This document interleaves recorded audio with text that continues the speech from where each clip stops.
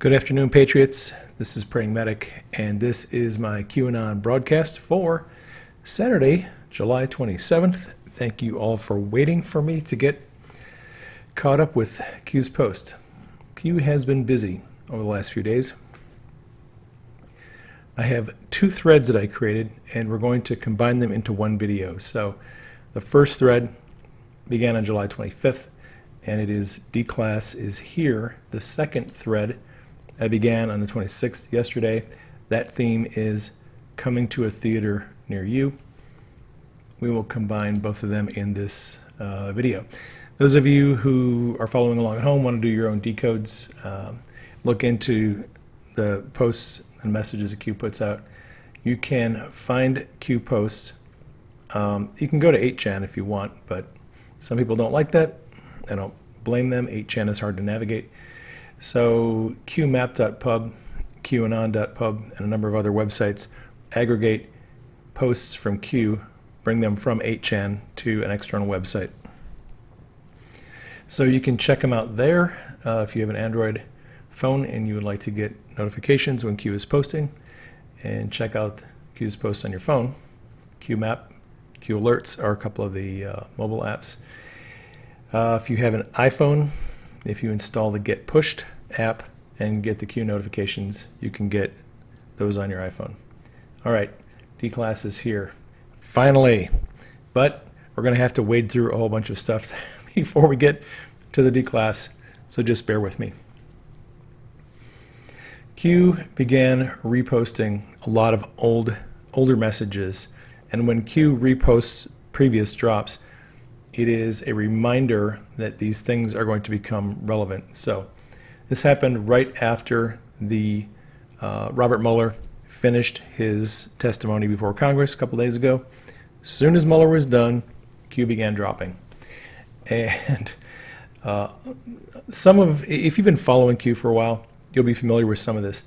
But there are a lot of new people coming in to the Q movement. They're following and they want to know what's going on. So I'm going to take some time in this video to explain some of these older posts in detail. I've dredged up some of my old research on these subjects, and we'll just go through everything. If you are intimately familiar with Q's posts, this might be a little tedious and boring. However, if you are not up to speed on some of this information, I think this will help. So Q posted this on the 24th, and it's an old drop. And this was originally posted August 31st, 2018. Q reposted it and said, worth remembering. So from the top, you go down special approval. There is a coded series of numbers and letters, P72917, etc., _Z. Brackets, setup example 1. Okay, this is an example that Q is going to give us about how the deep state set up people in the Trump campaign for surveillance. And this is relevant, obviously, because we just went through this Russia investigation, and information is coming out, it's being revealed, about how the CIA and the FBI and the Department of Justice likely illegally used the surveillance apparatus to spy on Paul Manafort, Carter Page, George Papadopoulos, General Flynn, and through them spy on the Trump campaign. So Q is going to walk us through the process they used to do that. And there's a link to an article there. Homeland Security Department confirmed that special entry was given to Russian lawyer Natalia Veselnitskaya. We'll cover that in detail here in just a minute. Then we go down to the next line. LL in brackets says Loretta Lynch. Was there a paper trail allowing special entry? I believe there was. Q has been hinting at that. And I'm guessing that in the declassification, those documents will come out. Natalia Veselnitskaya. Oh, she's in brackets. This was, again, a year ago, August of 2018. So the arrow goes to Manafort, Paul Manafort. FISA warrant was issued, approved, Manafort, on Manafort, then Manafort was entered into the Mueller investigation. FISA warrant issued on and approved for George Papadopoulos. He was entered into the Mueller investigation. FISA warrant issued and approved for Carter Page. Then General Flynn. You must target, remove, and silence all those who were illegally targeted for FISA surveillance, plus UK Assist. UK Assist and FISA surveillance included all upstream collection. I'll get into the upstream collection. I'll explain that in detail. Tangent contacts, those are people in the circle of influence that you email and text message. That is referred to as umbrella surveillance. Foreign target designators, create leapfrog hops. We'll cover that in depth. To isolated real targets. Non-F comms, I believe that is non-foreign comms or domestic comms, section 702. We'll cover that in just a second. There's a link to an NSA press release. We'll cover that. Example, P talks to X, X talks to Y, Y talks to Z. P, X, Y, and Z are all their communications. They're scooped up in bulk data collection. That's umbrella surveillance. UK Assist allows for normal FISA law deconstruct. Deconstruct includes D2 _ spy insert. Deconstruct includes non-FISA warrant, special ops warrant, special ops is classified, and then public Q. All right, so like I said, we'll break this all down. Okay, so Q writes at the top of that post, special approval, and then we have this coded number. I think Q has been hinting that a lot of these operations for surveillance were approved by Barack Obama. And he will likely deny, but declassification is going to show who was involved in all of these operations. Okay, link near the top of the post takes us to the article from The Hill about how Loretta Lynch and the Department of Justice granted Russian lawyer Natalia Veselnitskaya special entry into the U.S. on multiple occasions in 2015 and 2016. She is kind of a murky figure in this whole Spygate operation. So I created a timeline of events to explain how she got involved in all this and what role she played, who she was in contact with, and how the Obama administration used her to get a surveillance warrant on Paul Manafort. Okay, in October of 2015, this is 13 months prior to the 2016 election, Veselnitskaya applied for a visa to represent her client, Denis Katsiev, who was the owner of Prevazon Holdings, a Cyprus-based company that was being sued by the DOJ. Now, this is a link to a CBS News article talking about her request to come into the country. Her request was denied. Department of Justice then took a highly unusual step. They allowed her to come into the U.S. under the immigration parole, which allowed her to travel here for court proceedings from October 2015 through January 7th of 2016. She was permitted entry in October by the Department of Justice, headed by Loretta Lynch, because her client was being deposed. Then in March, that was in October 2015. In March of 2016, so what, 6 months later, U.S. Attorney Preet Bharara denied a second request from Veselnitskaya, saying that she and her client did not have to appear at this hearing. Then in June, so this was in March, 3 months later in June 2016, 5 months before the election, Veselnitskaya was allowed back into the U.S., this time by the State Department under John Kerry. That move was questioned by some people because the DOJ had said she had no legitimate reason to return, and they had already denied her entry. This is a Reuters article. All right, so why did the State Department approve her return to the U.S. in June when she had no legitimate reason to come back? And her hearing was going to be 5 months later. June 3rd, and this is where we get into it. It looks like she was used in an operation to get Don Trump Jr., Paul Manafort, and Jared Kushner into this meeting where they were supposedly going to discuss Hillary Clinton's emails. June 3rd, Rob Goldstone, who is a British music publicist, emailed Don Trump Jr. saying that Russian pop star Emin Agalarov had asked him to arrange a meeting in order to provide the Trump campaign with some official documents and information that would incriminate Hillary and her dealings with Russia and would be very useful to your father. Okay, Goldstone contacted Don Jr. saying he had Oppo research, basically. All right, Don Jr. replied, but he didn't know who he'd be meeting with or what exact information would be provided. June 6th, Don Jr. made contact with Emin Agalarov, I guess is his name. Sorry if I'm mispronouncing that. And he made contact with him and another party on a blocked number. This is a CNN article. This is a CNN timeline, most of this. All right. People who hate the Trumps accused Don Jr. of calling Don Sr. that day. But in fact, he called a couple of business associates. This actually came out later. I don't know if it was when phone records were released or not, but he did not call his dad that day. June 7th, Don Trump Jr. confirmed the meeting with himself, Paul Manafort, and Jared Kushner for June 9th, 2 days later. All right.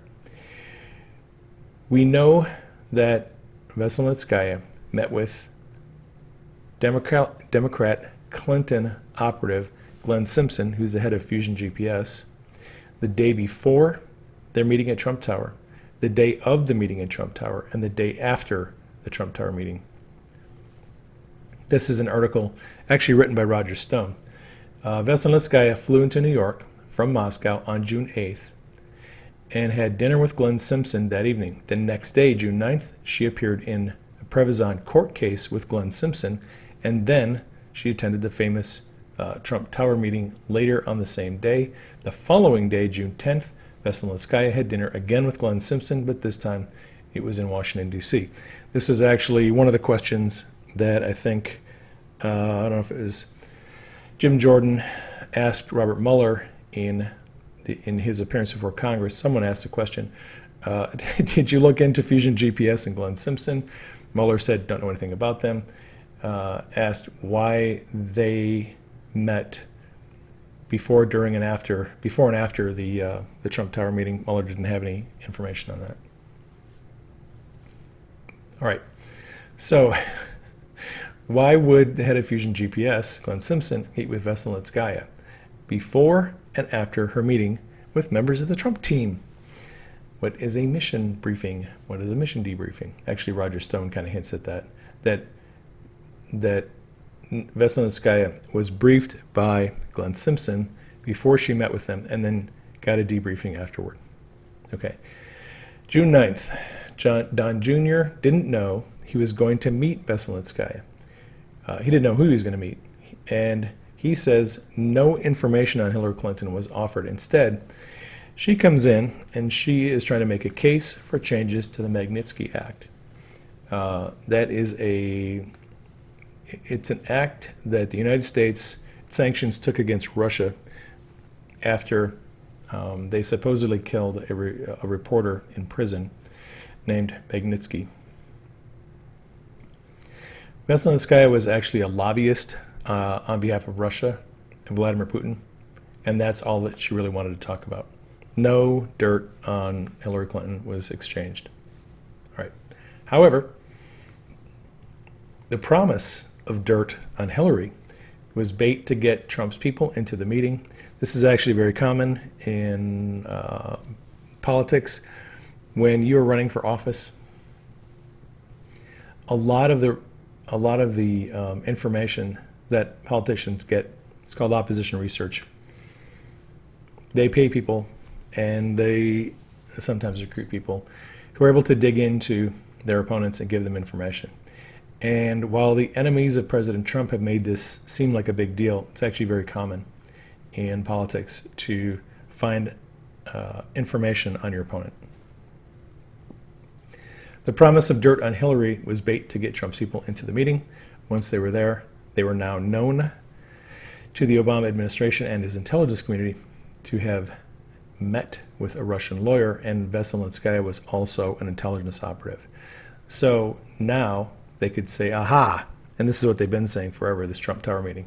You guys met with a Russian intelligence operative. You're pawns for Russia. We know that you're on, you're working for Vladimir Putin. That's one of the many connections they used to try to smear the Trump campaign.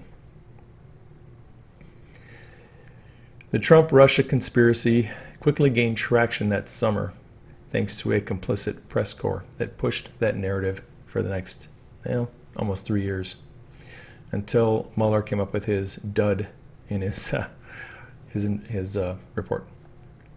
Okay, the way in which Veselinskaya was used by the Obama intelligence community to get a FISA surveillance warrant on Paul Manafort is an example. Like I said, they used a similar tactic to get a warrant on Papadopoulos.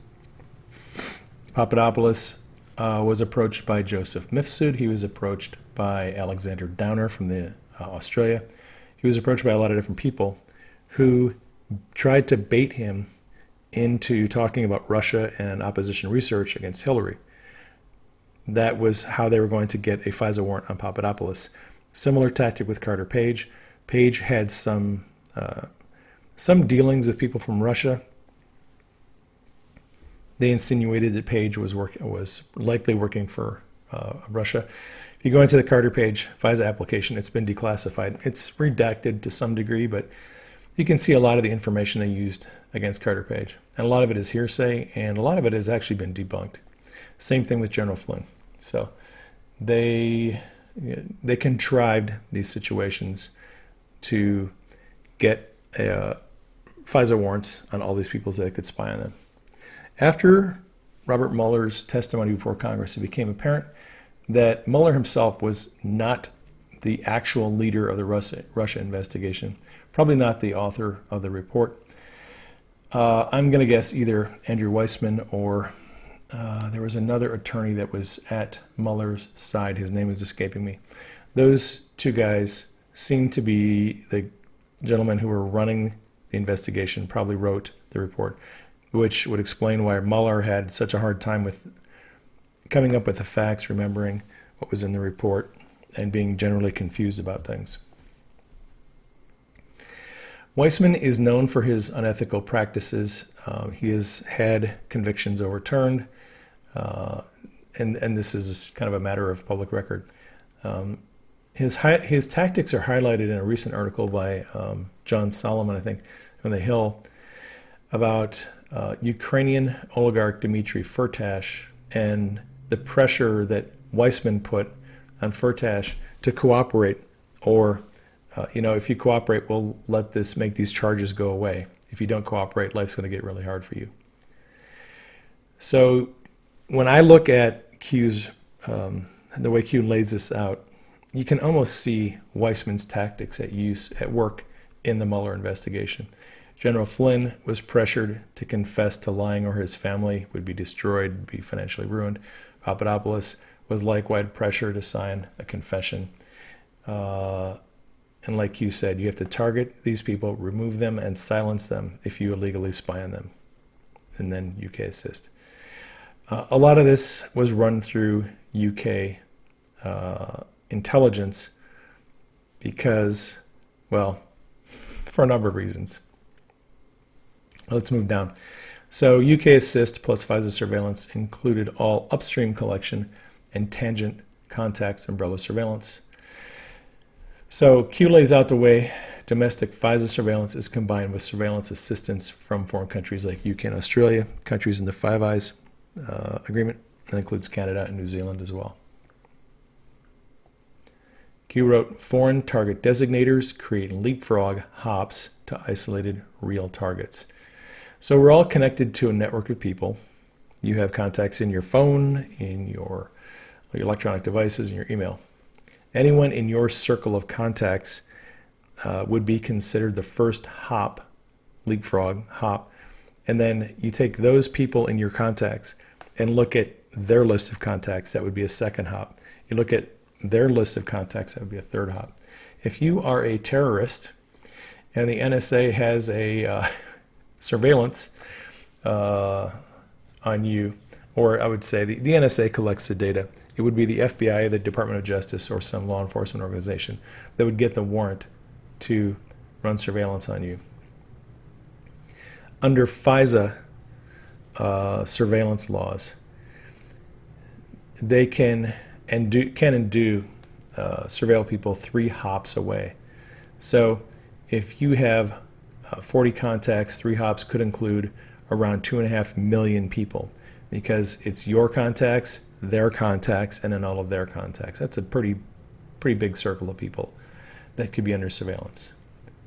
FISA surveillance was designed to give the intelligence community and law enforcement the ability to track terrorist suspects and people in their spheres of influence. It was designed to help prevent national security emergencies, but there's always a risk that powerful tools are going to be used for corrupt purposes by evil people. And that is what happened to our surveillance tools. So upstream collection, as mentioned here, is when a target's name appears somewhere in a message in the to or from field.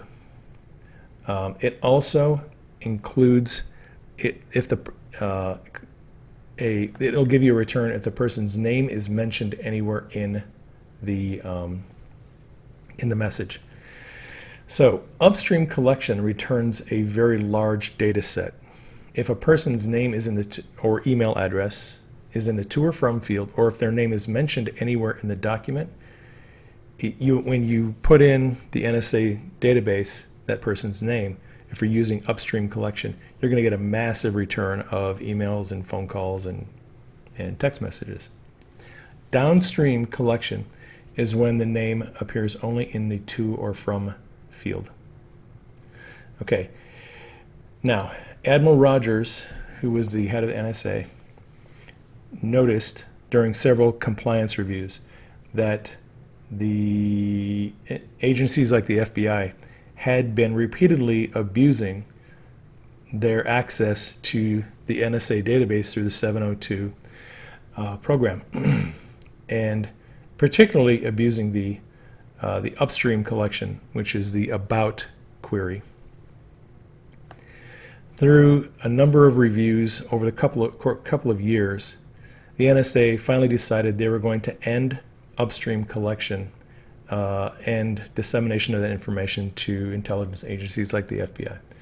That is one of the things that Admiral Rogers put in place. Because it had been abused so often over the course of years, he just decided to end it, and it's been permanently ended and has not been restarted. And there are several news articles out there that discuss the fact that that information has been dumped, it's been purged. So I know a lot of people are very, very concerned about the surveillance state that we live in, but I think there are good people in control of the NSA right now who are doing what is in the best interest of us, generally speaking. It's a double-edged sword. If you try to use these tools to stop terrorism and national security threats, you have to have these tools. The danger comes in when corrupt people get access to them and then abuse them. Right, in the last part of that post, Q explained the typical surveillance tactic using hops. So like we said, if you have a list of contacts, you talk to person X talks to person Y talks to person Z, you get your first, second, and third hop there. All their communications, text messages, phone calls, emails, it's all scooped up under umbrella surveillance. Now, UK Assist allows for normal FISA law deconstruct. FISA is the Foreign Intelligence Surveillance Act. It is designed for the United States intelligence community to access communications records of foreign people, not domestic citizens. FISA is normally not used on U.S. citizens. It's used on people who are deemed to be an agent of a foreign power. The only time it's ever used on U.S. citizens is if that U.S. citizen is believed to be working for a foreign government. Otherwise, FISA really works, that surveillance is used for foreigners. Now, think about this. If you're an American citizen, the UK surveillance laws do not apply to you. So the UK has unrestricted ability to spy on US citizens. So would it be surprising for you to learn that the UK would routinely surveil US targets, and the US would routinely surveil UK targets, and those two governments could exchange the information, trying to, in a way, they're getting around their own domestic surveillance laws. Right? That's basically what's been happening here. So it seems as though the Obama administration used the UK's spying apparatus to spy on American people, circumventing our own surveillance laws. And we don't know the extent to which this has been done. I think we're going to find out. When declassification of all these documents comes out, I think we're going to learn the extent to which the UK assisted, and I think people are going to be shocked. Q mentioned that it also includes D2 spy insert. Q has hinted a number of times that, and I think this is referring to human intelligence sources, they've inserted spies into the Trump campaign to do actual, one-on-one personal surveillance in addition to electronic surveillance. Non-FISA warrant, special ops. I don't know what that is yet. Special ops, classified, and then we have public. And I'm not sure if, something is classified, something is public. I really don't understand all that, but I think Q said this is worth remembering. So at some point, I think Q is going to explain to us in more detail how all this works and why it's relevant. All right, moving along. Q then posted this. This is an old post from a long time ago. This is actually a graphic from the Inspector General's report on the Hillary Clinton email investigation, the FBI's handling of the email investigation from June of last year. So Q reposted that graphic saying that it's important. Now, let me explain what this means. This graphic shows, it's a diagram that shows FBI personnel, special agent in charge, assistant special agent in charge, FBI executive, secretary, section chief, unit chief, special agent in charge, supervisor, inspector. These are all FBI positions. In the middle is a reporter. The arrows going to and from with the numbers 13 show the number of times the supervisory inspector was in contact with a reporter from the mainstream media. All right, supervisor, special agent, 3 times. Special agent in charge, this one 5 times. So this diagram, all these diagrams show the ways in which the mainstream media was in contact with FBI employees and how this information was being leaked to them. All right. So Q reposted that. Again, I'm thinking, good to remember. Just I post things like this just because. This was actually attachment H near the back of the Department of Justice Inspector General's report. And let's see. This has to do a lot with leaking. Talks about Andrew McCabe and other employees in the FBI who were leaking a lot of information, stories, sometimes classified information to the press. The DOJ Inspector General report has a lot to say about that. Q has suggested that the upcoming Inspector General report is going to have a lot to say about leaks to the media. Okay, now, some people might say, who cares? Why does it matter if FBI and Department of Justice people are leaking to the media? Well, this is why it matters. This is an article, I think it's from Washington Examiner. February 2018 report from Inspector General Horowitz found former FBI Deputy Director Andrew McCabe had improperly disclosed information to the Wall Street Journal, confirming the existence of the Clinton Foundation investigation. That report determined McCabe had lacked candor when speaking with former FBI Director James Comey, with FBI's Internal Investigations Section, and with the Office of Inspector General. Then Attorney General Sessions fired McCabe in March because of his lack of candor. All right. James Baker, former FBI counsel, admitted that he was under a criminal leak investigation Baker was actually fired because he was illegally leaking to the press. So people might think leaking is not a big deal, but high up people in the deep state have been fired because they were leakers. Chuck Grassley and Devin Nunes have made multiple criminal referrals to the DOJ for leaking. Attorney General Barr has confirmed there are multiple investigations underway. This is actually something that Jeff Sessions started right after he came into office. And people are having a little bit of heartburn because nothing's happening. Well, that list that I always show people, Baker, Comey, McCabe, Strzok, Page, Bowditch, all these people, FBI, they've all been fired. A lot of people in the DOJ too. They're getting rid of all these people. We're going to talk some more about some of the people that are still there and why they're still there. Okay, one of the placeholders that Q posted in November of last year has to do with leaks. This placeholder, branch terminations. Now, I don't know what that means. I'm just going to tell you. I don't know if it's branches of the government. I don't know what that means. But placeholder leaks, pretty obvious. I think it has to do with leaking to the media. Now, that is not related to the Inspector General report. This one is. This placeholder posted on November 12th. OIG report findings, OIG report, FBI, Department of Justice, media collusion, executive branch, ABCs, that's intelligence agencies like CIA, media collusion. Okay, foreign assist, D1. Those are all placeholders. Q said the placeholders are going to be populated beginning in August. That is, what, 4 or 5 days away? So now that we know Attorney General Barr is declassifying documents, these placeholders are going to be populated pretty soon. I think with declassification is one of the first things we'll see. All right. Yes. As Attorney General said, spying did occur. Sure the heck did. All right. Q reposted this old drop. Again, this one is from, the original one was from September 3rd of last year.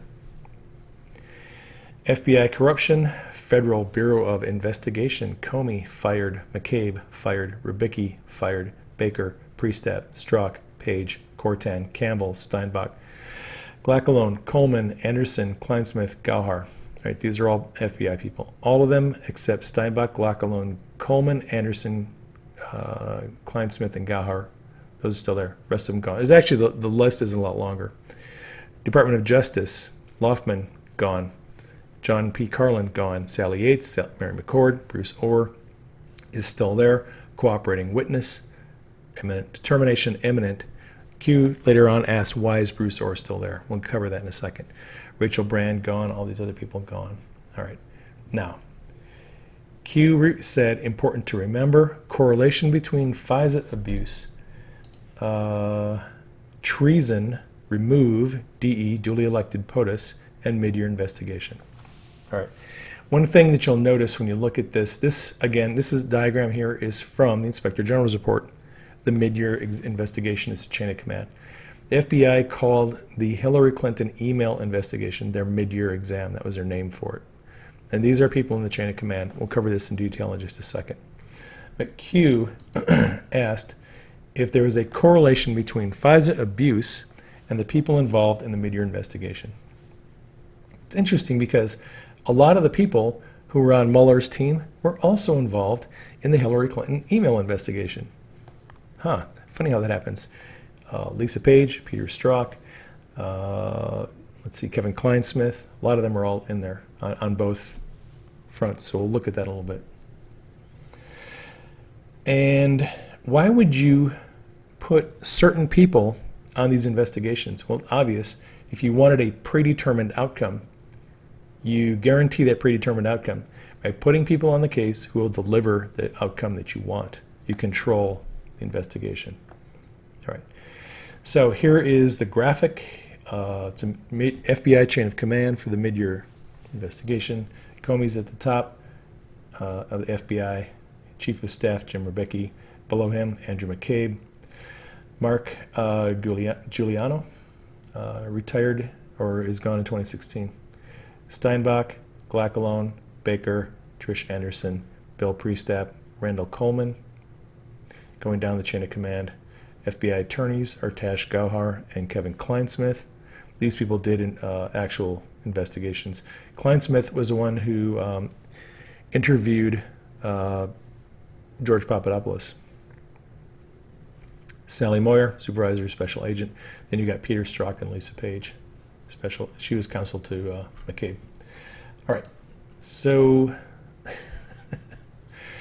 this is the full list that Q posted back in February. This was the most recent update, February 12th, of all the people that have been gone. James Turgall, Greg Bauer, Trish Anderson, Randall Coleman, these people have all been fired. And then we get down to the Anthony Weiner laptop issue. This is huge. If you've not looked at the last, oh gosh, I don't know how many pages of the DOJ Inspector General report has a lot to say about the Anthony Weiner laptop and how they handled that. There was panic in the FBI when the New York field office got a hold of it from NYPD. It was a mess. But don't forget, Hillary Clinton and Foundation, Crime Against Children was mentioned in there. So Kevin Kleinsmith, Tash Gauhar, Sally Moyer, Jason Herring. Q said track and follow. Just want to bring you guys up to date on those people.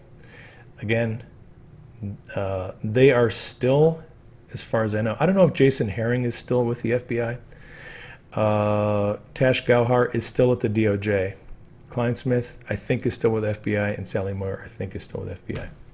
Now, notice from April 2018, when Q first began posting these lists of people in the FBI and Department of Justice, he said Priestap, head of counterintelligence, Peter Strzok's boss, was a cooperating witness, power removed. Strzok, cooperating witness, power removed. Lisa Page, cooperating witness, power removed. A lot of people get upset because they want these people fired or they want them prosecuted. But what happens is when you're an employee of an agency like the FBI and they open up an investigation, they give you a choice. You can either cooperate with the investigation, and if you do, my understanding is you sign a guilty plea, an agreement, saying that you're pleading guilty to the charges and you're going to help with the investigation. And your sentence is going to be based on how much you help with the investigation. Okay. These people remained in the department because they were cooperating witnesses. You're chained to a desk, and when you're not doing anything, when they want you to testify, when they need you to answer questions, they come and get you. They depose you, they ask you questions, you write statements, you answer questions, and then you go back to your chair where you're chained to. And they keep you at the department until they're done questioning you. Once they're done questioning you, then you're fired. And once this is all over, I think a lot of these people are going to be prosecuted. So we just have to wait and see how this is all going to work out. Okay, and since then, Strzok, Page, and Priestap have all left the FBI. Most of those people have. Okay, Kevin Kleinsmith, as far as we know, still hired at the FBI.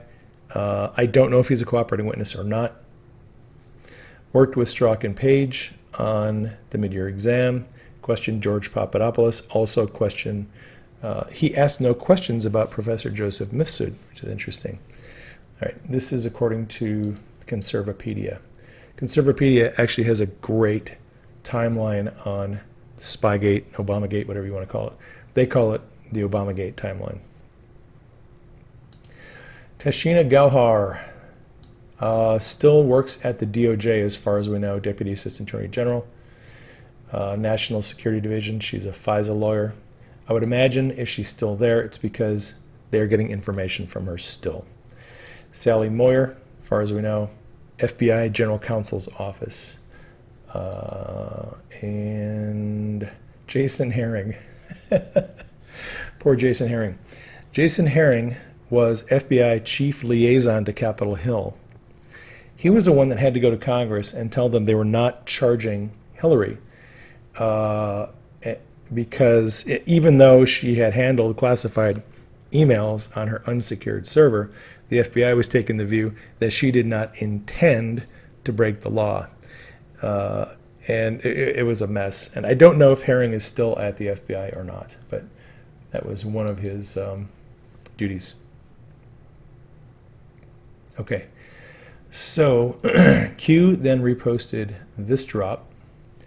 This was originally posted August 30th last year. Link to a tweet by the president. Everything stated has meaning. What is the significance of Nellie Orr being fluent in Russian? Is Russian a common language to learn? Why might this language be studied? What position might this language be useful?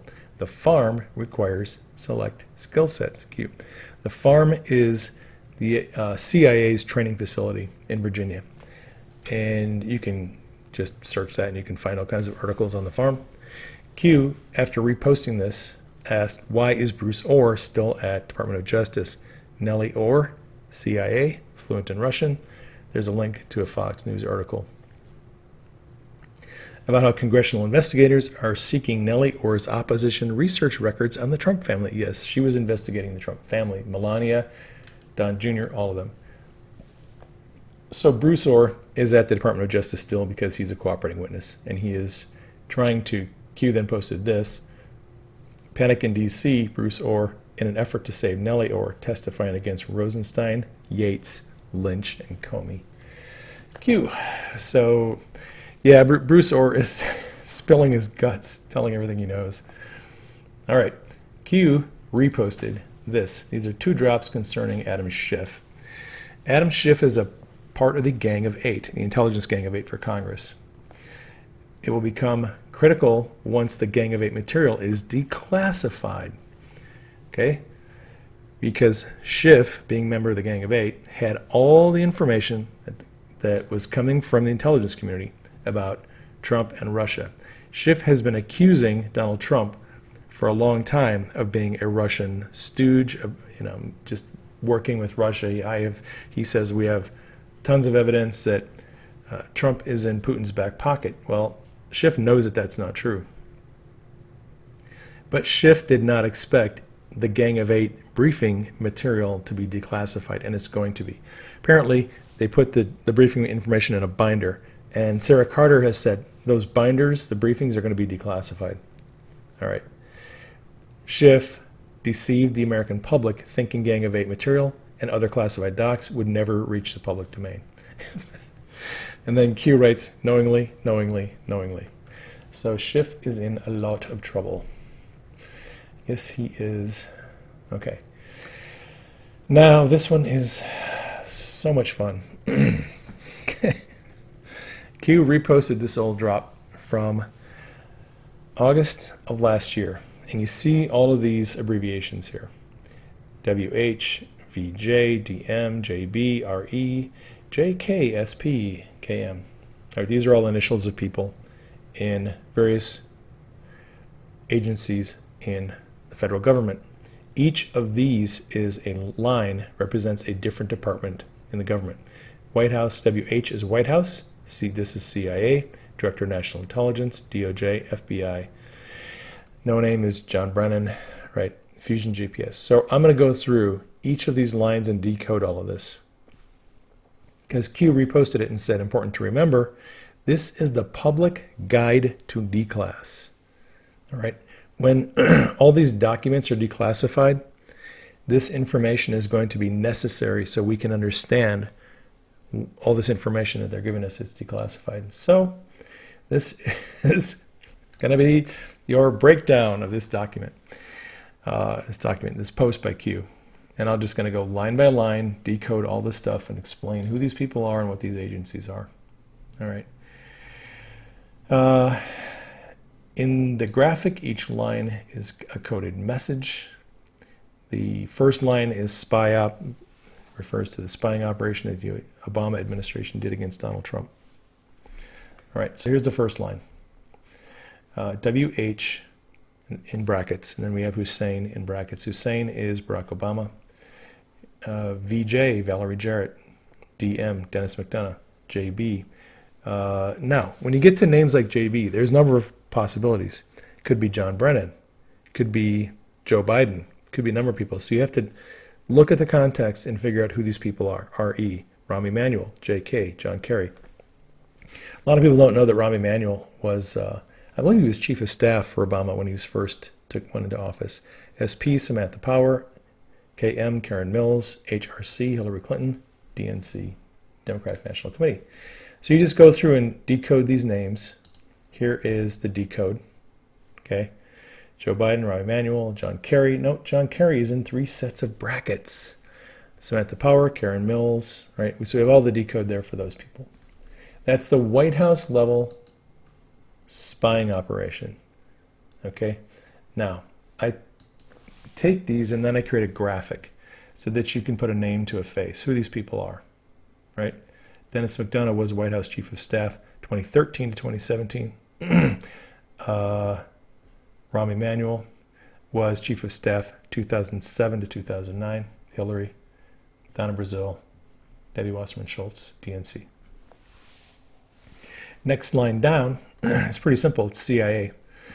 So CIA, JB, John Brennan, he was a CIA chief. Class 1 through 5, NSA, Play Reveal, TT, DNI, JC. Director of National Intelligence is James Clapper. So not a difficult decode. Here are the names. Class 1 through 5, I don't have a confirmed decode on that, but I believe this is just classified unnamed people in the intelligence community. TT sometimes refers to Trump Tower, sometimes refers to tarmac tapes, as far as I understand. Now we'll talk about that in just a second. So here's the graphic, CIA, John Brennan, Class 1 through 5, which I believe is just unnamed operatives in the intelligence community. National Security Agency, Q has suggested in the past that the NSA recorded the meeting between Bill Clinton and Loretta Lynch on the tarmac. And Q has suggested that there is tarmac tapes that are going to be played that'll reveal what went on. And it's not, I think this is going to be actually much bigger than most people realize. You'll see why in just a second. And then at the bottom we have James Clapper, Director of National Intelligence.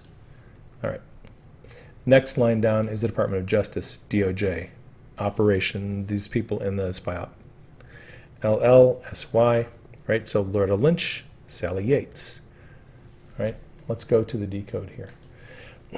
A decode is Loretta Lynch, Sally Yates. BO, Bruce Orr, CS. In this instance, CS refers to Christopher Steele. Sometimes CS refers to CrowdStrike. It can also refer to other people, but again, the context is going to determine the correct decode. Dave Loftman was in the DOJ. He was, I believe, the liaison public information officer. Peter Strzok was actually FBI. But he was the FBI's liaison. He was kind of the go-between between the DOJ and the FBI. There's another DL, I don't know who that is, because there's 2 of them in that decode. John Carlin, he was the director of the National Security Division of the DOJ. Mary McCord replaced him when he left. Rachel Brand, she was Deputy Associate Attorney General. Then we have an arrow going back and forth between the DOJ and Bill Clinton, and there's an asterisk. One of the things you'll notice is Bill Clinton shows up here from time to time with an asterisk. He is a go-between. That's listed in the bottom. So here is the graphic. We have all of your players here. Bill Clinton is a go-between. He serves as a kind of an information courier between people and departments.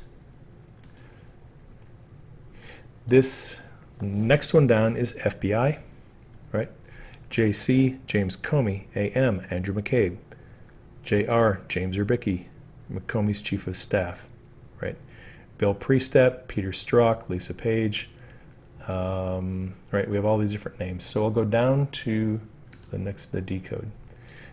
And James Comey, Andrew McCabe, Jim Urbicki, Michael Steinbach was the MS, Bill Priestap, Strzok, Page, James Baker, Mike Cortan, Josh Campbell, Sally Moyer, Tash Gauhar, Kevin Kleinsmith.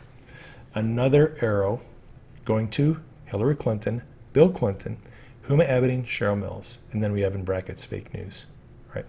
So if you go to that graphic, it's a lot more people, but FBI team is here. Their information sharing back and forth between Bill Clinton, Hillary, Cheryl Mills, and Huma Abedin, and the fake news media. FBI leaks information to the media. Media feeds information to the FBI. They collaborate in all of this. All right, going down to the next line, we have no name.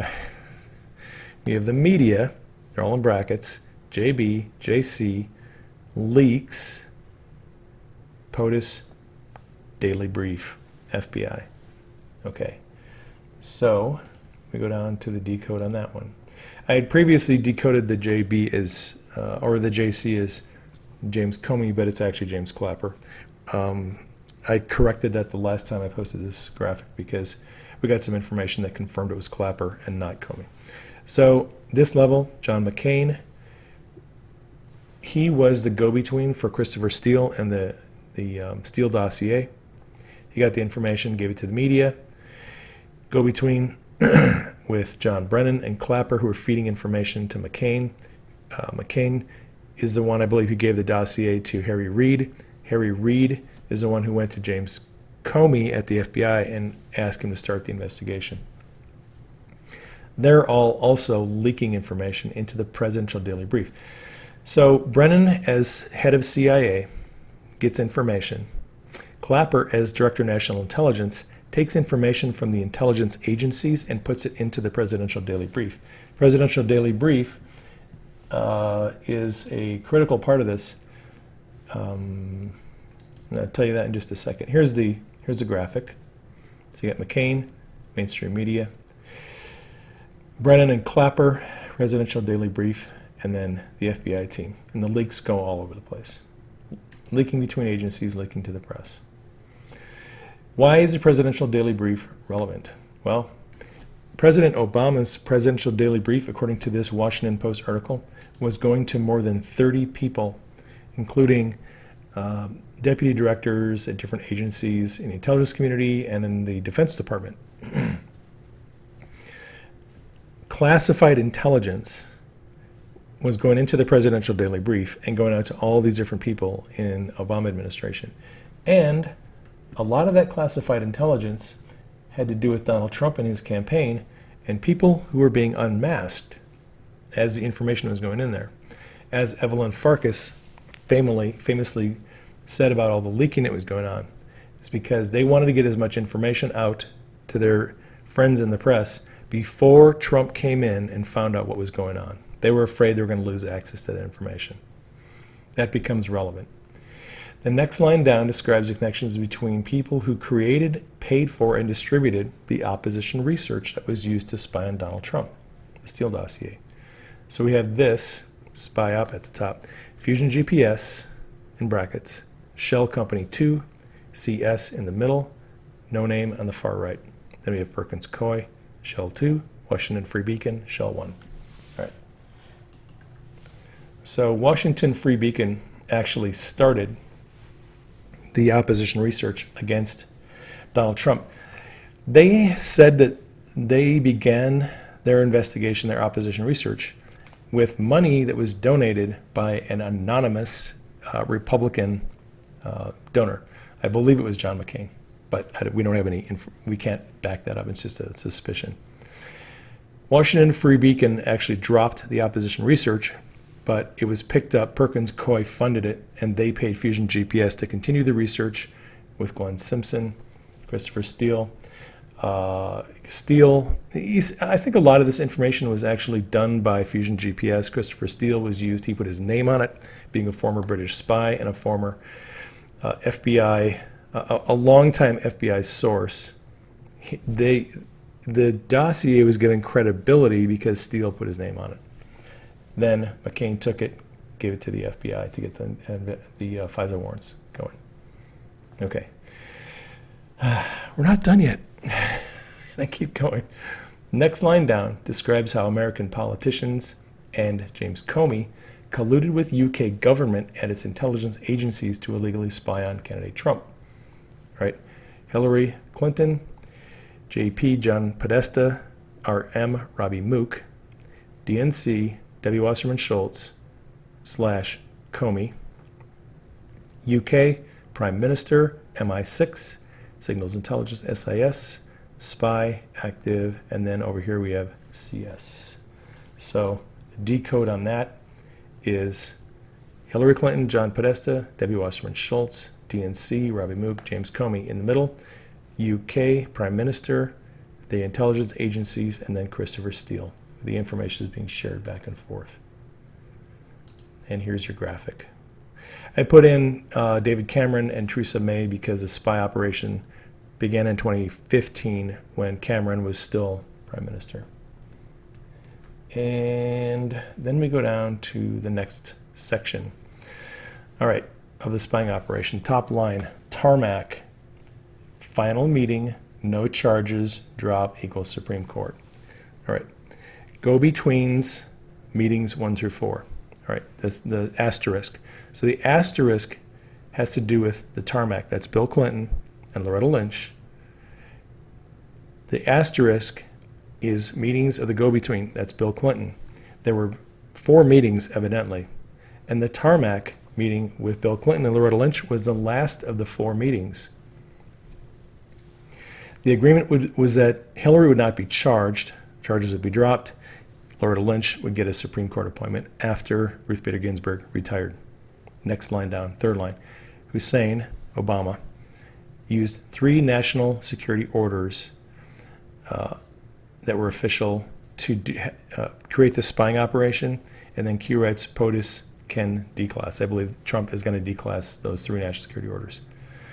Bottom to top, see below, FBI Department of Justice to expand fast. That is a removal of people in the FBI. It goes from bottom to top. They're getting rid of people. It's expanding. FISA applications were false. Activated domestic spying campaign. Then the UK assist came in. Don't need FISA for UK assist. The UK just spies on American citizens. They feed that information to the CIA because the CIA does not have a charter to spy on US citizens. CIA can only legally spy on foreign citizens. Because the CIA couldn't spy on American citizens, they got the UK to assist them. They gathered the information and gave it to the CIA. JB, John Brennan. They never thought you would lose. Q. All right. So that is the end of that long decode. All right. I was tired, so I went to bed that night. Got up in the morning and went back to work. All right. Let's see. Where are we going? This is a President Trump appearing on Hannity. And I'm going to play this and listen to it. Let me see, turn the volume up here, because this is relevant to what we're talking about. You'll see in a minute. One last question. Will you declassify the FISA applications, Gang of 8 material, those 302s, or what we call on this program the bucket of 5? Yes, everything is going to be declassified, and more, much more than what you just mentioned. It'll all be declassified, and I'm glad I waited, because I thought that maybe they would obstruct if I did it early, and I think I was right. So I'm glad I waited, and now the Attorney General can take a very strong look at whatever it is, but it will be declassified and more than what you just mentioned. All right. When the president said because they would obstruct, I think he meant they were going to accuse him of obstruction if he declassified the information while the Mueller investigation was going on. So he said he was glad he waited. That way he doesn't get accused of obstructing justice during the Mueller investigation. And Trump said much more than that is going to be declassified. All right. We actually get our first declassified document. That's why I called this thread Declass is here. A few minutes after Robert Mueller dragged his carcass out of Congress, Q posted a link to a document hosted on the Office of Director of National Intelligence website. All right, that's this post. This is at 8 o'clock Arizona time on the 24th. The document, which was previously classified at the secret level, Procedures for the availability or dissemination of raw signals intelligence information by the National Security Agency under Section 2.3 of Executive Order 12333, Raw Signals Intelligence Availability Procedures. Right. Executive Order 1233 was the Obama executive order that it was a recent one that outlines when and why information is to be classified. And, by the way, look down there at the bottom if you can see it. Classified by, and this is all has lines struck through, 2476680, derived from NSA CCSM 152, declassify on 2041-12/31, December, so that's December 31st, 2041. It's going to become relevant in just a second. This is the table of contents. Introduction, Section 1, Purpose and Scope, requests for raw signals intelligence, evaluation requests, approved requests, denied requests, access requests from an intelligence community element, protections for raw signals intelligence, processing of raw signals intelligence, retention, dissemination. It goes on. All right. So, what the heck is signals intelligence? Well, listen up. Signals intelligence is the gathering of any form of communication done through an electronic signal. Phone calls, text messages, video, email, radio. If it uses an electronic signal and it is gathered and collected, that is the definition of signals intelligence, which is opposed to human intelligence, the use of humans to spy, or there's other types of open source intelligence, OSINT. Q's operation is actually an open source intelligence operation. It is the dissemination, gathering and dissemination of open source information, right? So we are involved in an open source intelligence operation. But signals intelligence has to do with gathering information shared through electronic signals. This is from the NSA cybersecurity website. Okay. One of the anons posted this, late to the last bread, reposted that link from Q. All right. Q responded to that previous post with the DNI link and said, important, look at the signature page, declass for a specific reason, public, analyze carefully, relevant to future pending events. Q. All right, so one of the anons said, signed by Clapper and Lynch shortly after POTUS was elected. This is the signature page. James Clapper signed this document on December 15th, 2016, and then Loretta Lynch signed it on January 3rd. During the transition, after Trump was elected, but before he was inaugurated. Now, a lot of people are asking, what the heck is this all about? What does it mean? This is just my theory. When the Director of National Intelligence, Clapper, made these changes to the way that intelligence was shared and disseminated by the intelligence agencies, this created a big stir. There's tons and tons of articles out there from January of 2017 where people are weighing in on why this change was made. This is from Jay Sekulow, who is the president's attorney. He said, stunning new information just released by the American Center for Law and Justice shows that the Obama administration stepped up efforts just days before Trump took office to undermine Trump and his administration. ACLJ, where I serve as chief counsel, has obtained records that show the Office of Director of National Intelligence under James Clapper eagerly pushed to get new procedures as part of an anti-Trump effort. Procedures increased access to raw signals intelligence before the conclusion of Obama's administration, just days before President Trump was inaugurated, by greatly expanding access to classified information by unelected, unaccountable bureaucrats.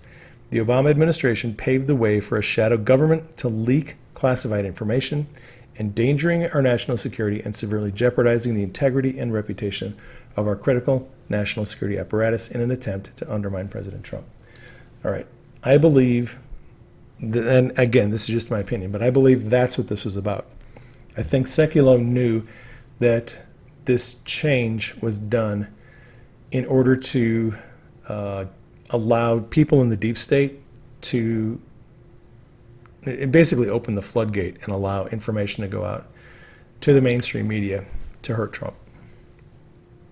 Okay, one of the Anons said, hey, check out the Declass on date. This is at the top. This is on that first page at the bottom where I was talking about.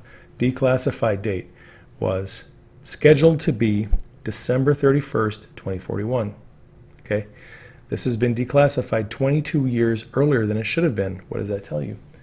Q responded, archive and save will become extremely important, Q. So you might want to go to this link on the Q post. If you go to the Q websites where all these posts are aggregated, you can go there, or you can actually go on your mobile device, and if you get the app, and go to that link, and you can click on the link and go to that document, and then just download the document. It's a PDF. It's I think it's 22 pages or 23 pages. This one right here. It's post 3487. Click on that link. It'll open a window. You can download the PDF, and then you can have it on your phone or your mobile device. All right, cool. Let's go to the next one. All right, so Anons realize, wait a minute, so Declass is happening? Yes, Declass is happening. Declass has begun. We have our first document declassified by the Attorney General and posted on the Director of National Intelligence website. And this is the first of many things that are going to be declassified. Actually, John Solomon was on Hannity on the radio show yesterday. Hannity asked him, what should we look forward to the next week or two? And Solomon said, look for documents to be declassified, look for information about grand jury proceedings from U.S. Attorney John Durham, and he said, look for Dan Coates to be gone. So those are things we have coming up. All right. Declass is finally here. We've been waiting. It is here. And like I said, I would assume that this document has been declassified, and this is just my guess, because it's a smoking gun. It shows publicly one of the measures that was taken by the Obama administration to undermine Donald Trump's presidency.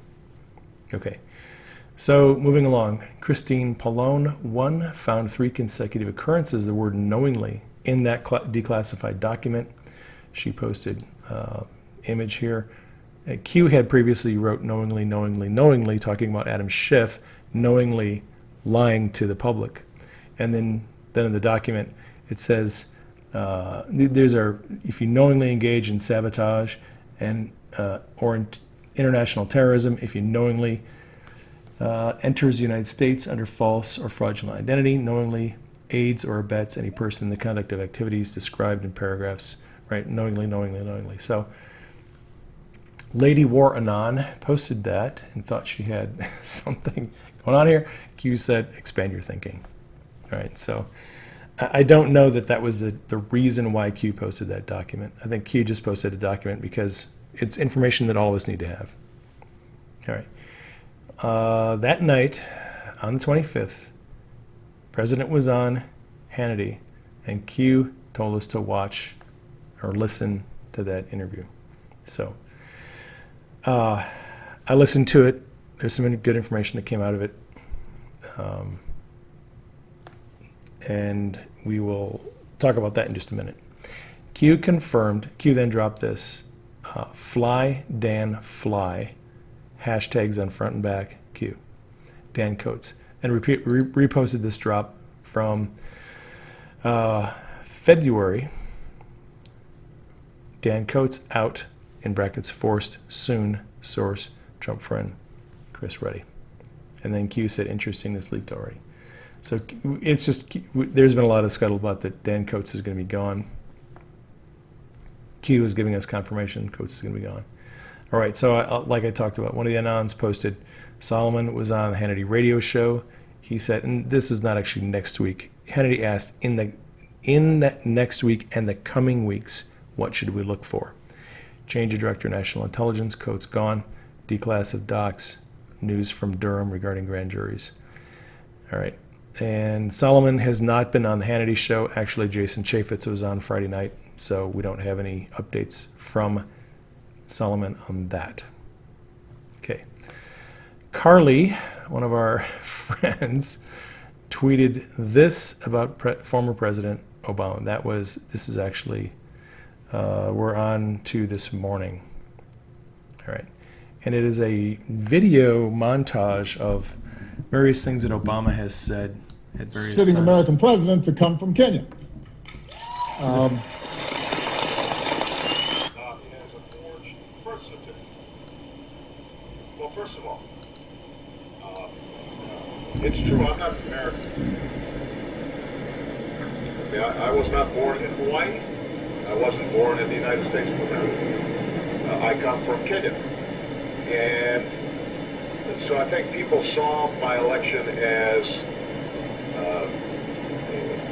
proof, as testimony that our society has continued to become more and more. Okay, so you get the idea. And I'm not going to really comment much on this video. You can go to a number of different websites in YouTube and get these videos where Obama is talking about him not being an American citizen, actually coming from Kenya. Now, we're just going to continue on here.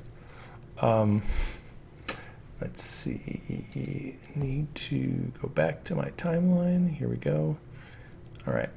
So Q posted that tweet with that video and then asked, one or both of Obama's parents, fluent in Russian? Is Russian a common language to learn? Farms develop necessary, unique skill sets in order to produce results. Stay awake, Q. All right, another reference to the farm. Q often references the farm. Just think, when you hear farm, think CIA. Okay. This is an article that I found. It's on monolithic.wordpress.com. This one is called Barack Obama Conclusively Outed as a CIA Creation. This person does a deep dive into Obama and his history.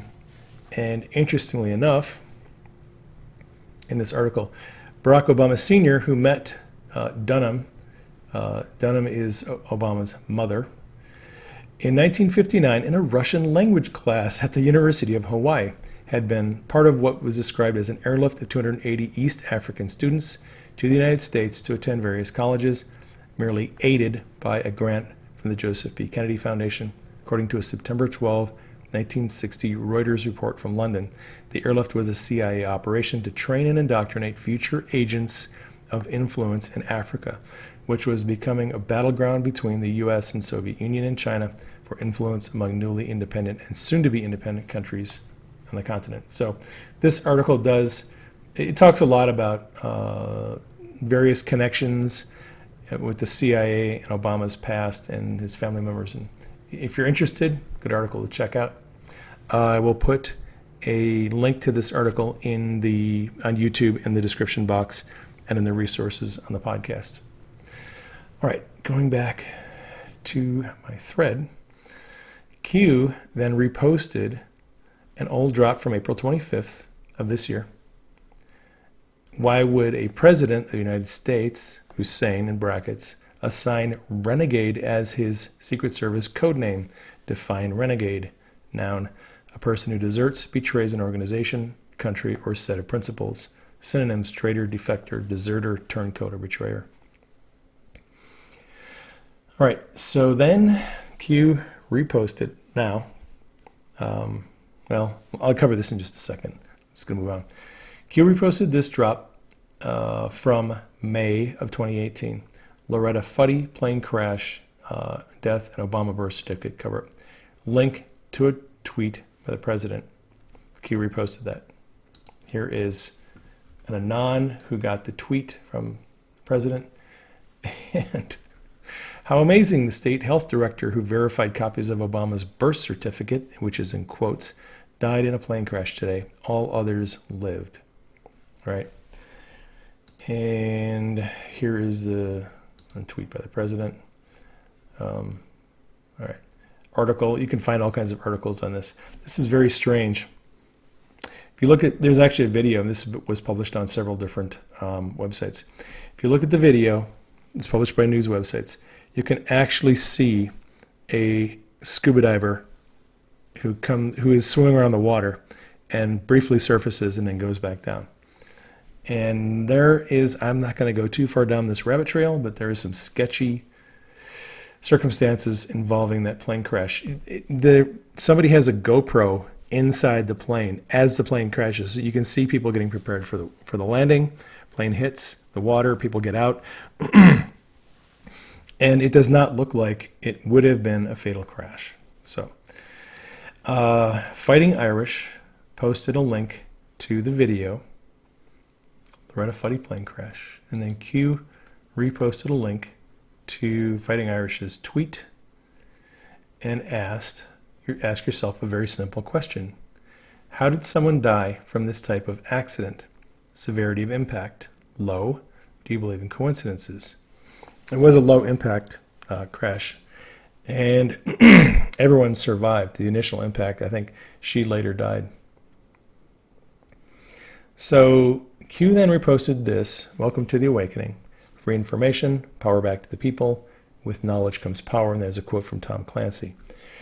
The control of information is something the elite always does, particularly in a despotic form of government. Information, knowledge is power. If you can control the information, you can control the people. Q then reposted this. No, sorry, not a repost. It's a new post. Enemy of the people. And there's a screen cap here from a Fox News thing. Google's patriot synonyms: nationalist, loyalist, is isolationist, and xenophobe. Merriam-Webster Dictionary: patriot, definition: one who loves and supports his or her country. Then Q reposted this header, which is actually from Patriots Fight. Patriot is a person who loves, supports, and defends his or her country and its interests with devotion. A person who regards him or herself as a defender, especially of individual rights, against presumed interference by the federal government. Traitor, a person who betrays another, a cause, or any trust. A person who commits treason by betraying his or her country. And, all right. So, Devin Nunes tweeted this out this morning. Corn ready for to be cut. And Q reposted this tweet, and people have been, every time someone, this is mine, whenever somebody gets queued, their tweet gets queued, you have all these people who start posting memes and things below the tweet, and they're awesome. All right, so corn ready for to be cut. Q responded to this tweet. Farms produce what?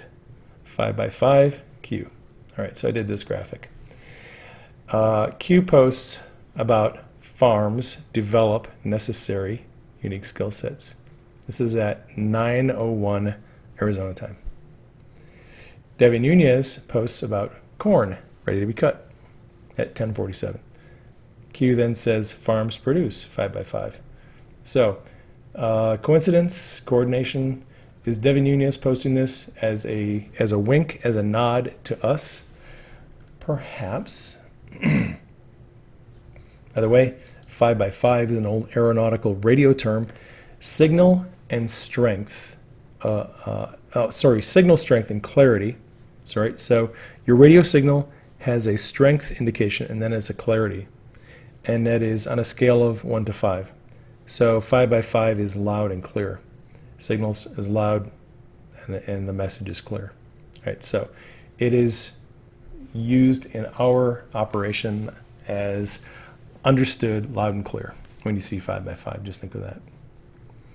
Q posted a link to a YouTube video, and it's clips of Ronald Reagan speaking about peace through strength. It's actually pretty darn inspiring. You might want to check it out. I'm not going to play the whole thing here, but let me make this an absolute fact. The goal is world peace. That must be our prime responsibility. We are the leader of the free world whether we want to be or not. And therefore we are the only ones that can preserve the peace. And to do that we must have strength. All right. If you go Reagan Peace Through Strength on YouTube, you can find that video. You might want to check it out. All right. Now, here's just me spitballing. Was Devin Nunes' tweet about the corn a hint to get the popcorn ready? I don't know. Maybe it is, but it is interesting that the other night, Q posted this: is Nunes to receive a special package from Barr? This President Trump on Hannity the other night said that he has authorized William Barr to declassify anything he wants and to give the information to anyone he wants. And Trump specifically said people like Devin Nunes could get information that's been declassified. So that's right after Trump said that, Q posted this: is Nunes going to receive a special package from Barr? So now Denise and I have been talking about this. I don't know why specifically Devin Nunes is going to get classified information from Barr, other than he's a member of Congress. He's a ranking member of the House Intel Committee. It's a DOJ that does the prosecution, but you know, Adam Schiff has been going on this witch hunt thing for a long time. Maybe some of the information will help knock down Adam Schiff's narrative. I don't know what the strategic purpose is of giving it to Nunes, but apparently Nunes is getting involved in this in a much bigger way. Obviously, he is someone that the president trusts. Now, I was sitting here this morning wondering, why the heck is Q suddenly bringing up all this information about Obama's past? Q hasn't talked about Obama in a long time. However, recently the president has gone off on Obama, and I'm going to let you listen to this here. There's no collusion, there's no obstruction, they have nothing. It's a disgrace. We want to find out what happened with the last Democrat president. Let's look into Obama the way they've looked at me from day one. They've looked into everything that we've done. They could look into the book deal that President Obama made. Let's subpoena all of his records. Let's subpoena all of the records having to do with Hillary Clinton and all of the nonsense that went on with Clinton and her foundation. Okay, so I suspect Q is posting about Obama because now that the Mueller investigation is over and Donald Trump has come through it with a clean bill of health, now the table is going to be turned. And I think the president and his people are going to turn up the screws, turn up the heat on Obama and Hillary and those people. Okay, that is where we are at on this thread. Now we're going to go to the other thread that I had going, which is primarily about Jeffrey Epstein. These two threads overlap quite a bit. I just wanted to keep the subject matter separate. This one I just titled it Coming to a Theater Near You. And on Wednesday, Q posted this drop where Jeffrey Epstein had been found semi-conscious in his jail cell. They were calling it a possible suicide attempt, but they couldn't rule out an assault. Q said that his people have eyes on that situation. Q posted a link to an NBC News article where, and most of the mainstream media reports are saying that it's likely Epstein tried to kill himself, but Q has been warning us that there are a lot of people who want Epstein dead, and it was probably, might have been an attempt to kill him. So Q posted a link to the article, Painfully Obvious or Willingly Ignorant, speaking of the mainstream media. I think the mainstream media knows that there are some powerful people that want Epstein dead. All right. And Q reposted a drop from July 15th. How do you eliminate liability? Where is Epstein being held? Reconciled. Do you believe it coincidences? Powerful people connected? Panic? That was the night that the power went out in Manhattan. And power has been going out a lot of different parts of the country lately, especially on the East Coast. I'm not sure how much of that is intentional and how much is accidental. All right. Drone Anon, Rusty Shackelford's videos have been giving us a better look at Epstein's Little St. James Island. This is a recent video, and you can see in this video there is a bed right here, and this looks like scaffolding, but there's a bed in that, and this video, from what I understand, was just done a couple days ago. I don't know who Rusty Shackelford is, but he's got this YouTube video, and he's been posting videos of Epstein Island. They seem to be current videos. All right, so here you can see the bed. Q posted this picture and said, ABC News told us it was just a gym inside of the temple. Well, why would you have a bed inside of a gym? It's probably not a gym. All right. Cortaya 22 noted that Inside Edition claimed the temple was a music room where Jeffrey Epstein played piano.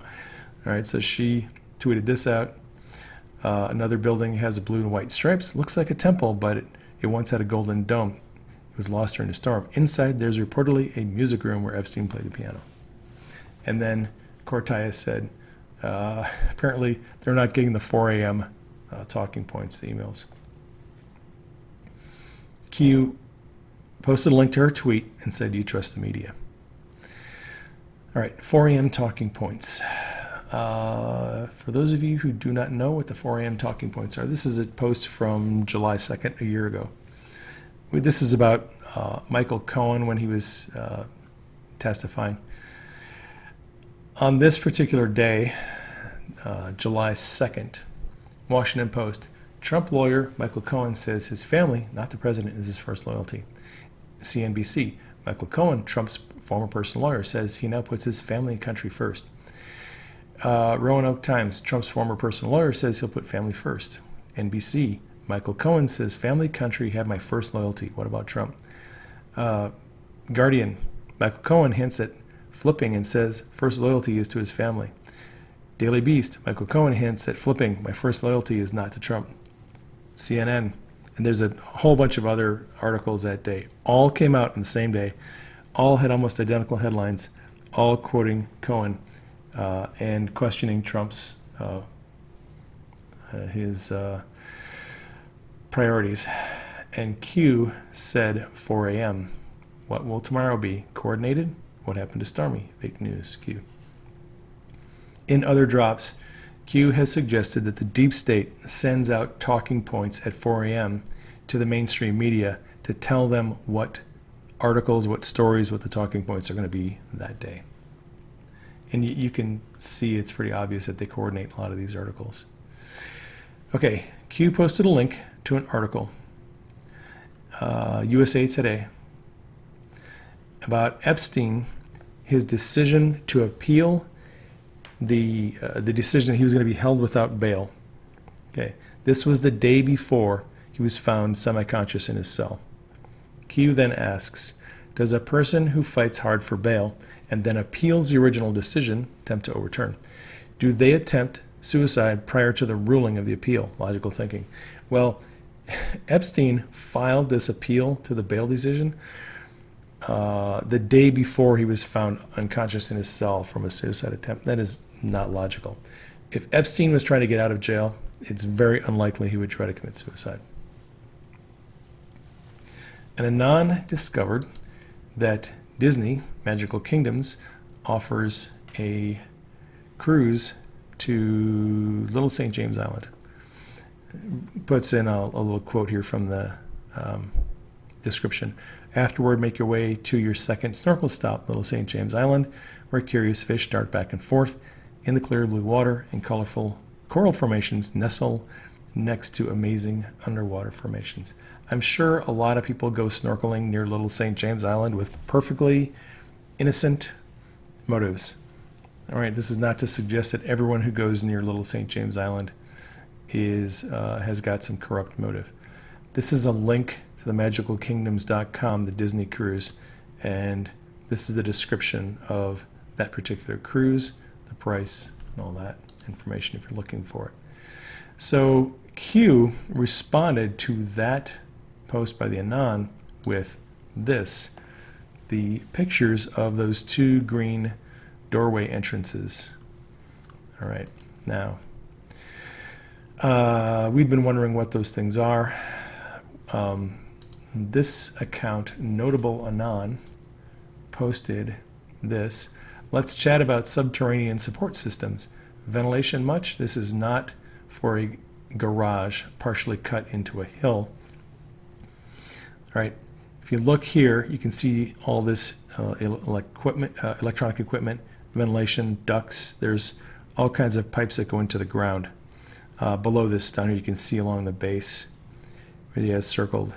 There is definitely some subterranean things going on. I got a message from a friend of mine who is an HVAC technician. He agreed with the assessment. He's been watching these drone videos and says there's definitely ventilation equipment on some of these buildings. It looks like it's going underground. So Q responded to that and said, confirmed. Right, so Anons are slowly figuring out what is going on Epstein Island. Q posted a link to an article, said nothing can stop what is coming, nothing. That article is about Florida Senator Lauren Book, who has been told to back off her call for an investigation into Epstein's work release program following his conviction. People have been questioning a lot of the original conviction. Why was Epstein not locked up? Why was he out on work release? Well, apparently Lauren Book has been getting threats to back off and let it go. Again, Q said nothing can stop what is coming. Nothing. Q posted a link to an article about former Walt Disney Vice President Michael Laney, who was sentenced to 6 years in prison following a conviction on child sex abuse. This was from June of this year. And then Q says nothing. Nothing can stop what is coming. It's all going to be exposed. Okay, this is a Fox News article. They are reporting that several of Jeffrey Epstein's private pilots had been subpoenaed to testify before a grand jury. An attorney for one of the pilots confirmed he did receive a subpoena. And this article is from Politico from July 21. Claims that Chelsea Clinton was close friends with Epstein's associate Ghislaine Maxwell. That article in Politico caused Chelsea to issue a public denial that she was close to Epstein or Maxwell. Okay. But as a lot of people know, she was front row in Chelsea Clinton's wedding. Here she is right here. So you can decide for yourself what that means. All right. Let me get back to my thread here. And continuing. Q posted this. Oh, look, when you are in a position where people's lives hang in the balance every day, you have to do things that are not so stressful. So Q posted a GIF here on the right and an image here on the left. The left one says rabbit hole. It's just a, game interface, pretend game interface with Pepe the Frog. Are Anons going to play the new Save the Children from ... video when the game is released? The cast of characters should be interesting. Q. And Anons had a lot of different reactions to this. One said Q is feeling comfy. This one said Q's first GIF, love it. Q is growing up so fast. 1,000 hours in MS Paint. Brings back memories of King's Quest. Evening Q, Sims Fag here. The game only gives you options for evil, mean-spirited, inappropriate, and insane. That doesn't cover how sick these people are. This, and then, so those are just responses from some of the Anons. Now, this is a different thread here. Thank you, Baker. Wouldn't be here without you, one of the Anons said. Q responded to this post, and we wouldn't be here without all of you, the Anons patriots. God bless and thank you all. It is good from time to time to thank people that are involved in the operation. This was Q's GIF, and one of the Anons said that Samanon added the Punisher face to Pepe. I didn't see that on the board. Q responded, while it is certainly not meant to be funny, it does send a very important intended message. The cast of characters are known. Right, so all the characters that have been involved with Jeffrey Epstein, they're known. Why? Because the NSA has it all. And it's just a matter of time before it all comes out.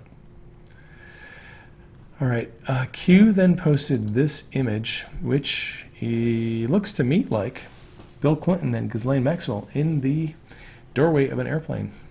And there's a link to a Rolling Stone article. The article provides a history of Ghislaine Maxwell. All right, now we have this.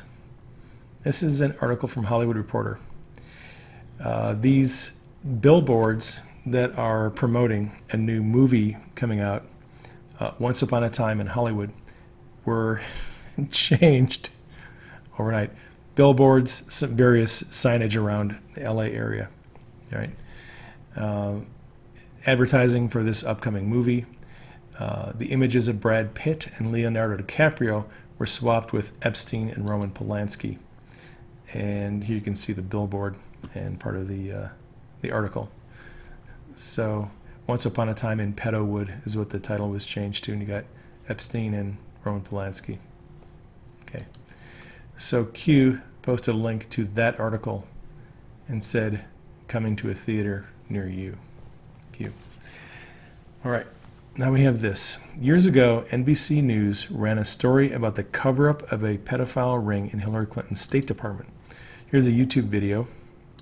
Over here, and we are following this breaking news out of Washington. Some serious allegations this morning facing the State Department. That's right. According to internal State Department memos, the agency might have called off or intervened in investigation into possibly illegal and inappropriate behavior within its ranks, allegedly to protect jobs and avoid scandals. This concerns the time that Hillary Clinton was Secretary of State. We want to get right to NBC's chief White House correspondent, Chuck Todd, with the latest. Chuck, good morning to you. Okay, I'm not going to play the whole video. It's fairly long. It's 7 minutes, but it was an NBC investigative story into whether or not the State Department under Hillary Clinton covered up a pedophile ring. Right? Q posted a link to that video and said, "Do you remember?" We do. Q. By the way, sex offenses against children have no statute of limitations. So I think a lot of people are going to end up being prosecuted for crimes that are quite old. Q then posted this link to an RT.com article. The article, published in 2014, is about a UN warning that children were being kidnapped in Africa by the hundreds, taken to the UK for voodoo rituals and child sex slavery. Just obviously all kinds of disgusting things. All right. I think that gets us caught up on all of Q's posts. Let me go to the board and verify that there's nothing new on here. I think. Yep. All right. Nothing new. Cool. That is a wrap. Thank you all for tuning in. Thank you for subscribing. Thank you for sharing this on social media. I've been getting a lot of messages from people saying that they are red-pilling their family, they're red-pilling their friends. Now that all this information is coming out about Jeffrey Epstein, people are paying attention. A lot of people who did not want to believe any of this stuff was true, they're starting to come around. So those of you who've been, waiting patiently for people to wake up, the Great Awakening is here. And just be patient, be loving, be kind to people. I would advise not pushing things in people's faces. Just as people ask questions, you can point them in the direction of whatever information is going to be helpful to them. All right. Keep Denise and I in prayer. Keep Q in prayer. Keep the board owner in prayer. Keep the Anons in prayer. Keep the president in prayer. Love you all. Take care. I will catch you on the next broadcast.